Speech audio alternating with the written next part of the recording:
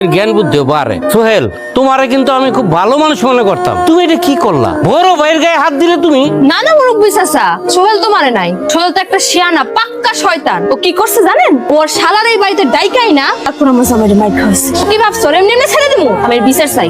ভাবি, খামাখা সোহেল ভাইরা কেন দোষ দিতেছো? সোহেল ভাই তো কিছু করেই নাই। আই সব বেয়াদবি করবি না, দালালি করস না। আমি বুঝি না সোহেল টাকা খরচ করে তোর বিয়া দিব, এই লোভে এখন তুই সোহেলের পক্ষ লয়ে কথা কস। মাদবর চাচা, আমার ভাই আর ভাবি পাগল হয়ে গেছে, সম্পত্তির লোভে ধরছে তাদেরকে।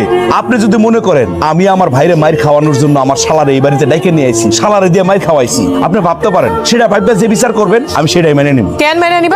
তারা উল্টা পাল্টা মিথ্যা কথা কইতে থাকবার আমরা মেনে নিব? কি বুঝি না কে লেগে এই বিচার সালিশ বসছে? তাই ভাইয়া, কিসের জন্য বিচার দিছি তুমি কও, তোমার মুখ থেকে শুনি। আমার মুখ থেকে শুনবা? শুনো, বিচার বসাইছো যে তুমি আর তোমার জামাই আমার বিয়ের কথা কয়ে আমার জামাই থেকে যে 3 লাখ টাকা আদায় করে নিছো না, আত্মসাৎ করছো, সেটার কথা যাতে আমরা না তুলতে পারি। বুঝি না কি মনে করছো?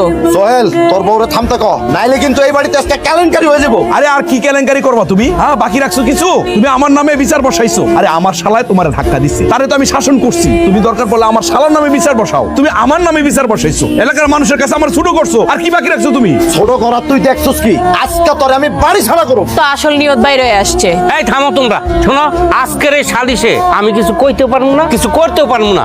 এই বিচার টাকায় দেবো বড় কইরা। শোনো, একটা কথা কই, তোমাকে দুই ভাইয়ের মধ্যে যে সমস্যাটা হয়েছে 7 দিনের মধ্যে এটা মিটাই ফেলাও। আর যদি তা না করো, আমি আরো মানুষ ডাইকে আইন না তোমাকে বিচার করুন। দুই ভাইয়ের কই দিলাম। আরেকটা কথা মনে রাখো, তোমাকে বাপ কিন্তু আমার বন্ধু ছিল। আচ্ছা, এখন আমি আসি তাইলে। আরে মাদবর চাচা কই যান? বিচার না করে যাবেন কই? আরে কইলাম তো, এখন বিচার হইব না, পরে করবো, বড় করে বিচার করবো। আসেন, আসো। কি ভাবছে আমি এত সহজে মাইনে নিমু? তোমারে মারছে না, দেখো আমি থানায় যামু, আমি মামলা দিমু, জেলের ভাত খাওয়ামু। এই ভাবি, যান আপনি থানায় যান, গিয়ে মামলা দেন। আমার জেল দিবেন তো, ফাঁসি দিবেন? দেন না, সমস্যা নাই। আরে থামো, তাও আপনারা বলে দিই এই বাড়িতে কোনো ঝামেলা করবেন না। আরে আমি বিদেশ থেকে আসি নাই, মনুষ্যকে একটা জেলখানায় আইছি। আমি আর শেষ দেখে নিমু। দেখে নিও তুমি, শেষ যাও। আসো। আমি একেবারে যাতে স্পেশাল বিরিয়ানি করছি তোমার নিকে। হ্যাঁ বাবাজি, কাল রাতে কোত্থেকে আসলা? এমনও কিছু কও নাই, কোন খারাপই করে আসলো? কি ব্যাপার, কথা বলতেছো না কেন? আমার কিন্তু ভয় লাগতেছে। কি করছো তুমি? দুলাভাইয়ের কাছে গেছিলাম টাকা চাইতে। টাকা এই কথা তো খুলে কইবা না। টাকা তো পাই নাই, দুলাভাই তো টাকা দিতে পারে নাই, তার কাছে টাকা নাই। তবে আন্টি, আপনি একদম চিন্তা করেন না, আমি টাকার ব্যবস্থা করে ফেলুম। কালকে রাতে দুলাভাইয়ের বড় ভাইয়ের গায়ে হাত উঁচি দেখা, সেটা নিয়ে আপা আর দুলাভাই অনেক পেরেশানিতে আছে। কিসের পেরেশানি? যে তোমার 20,000 টাকা দিতে পারে না, তাদের নিয়ে তোমার এত কিসের চিন্তা? বলো, মা মরে গেছে।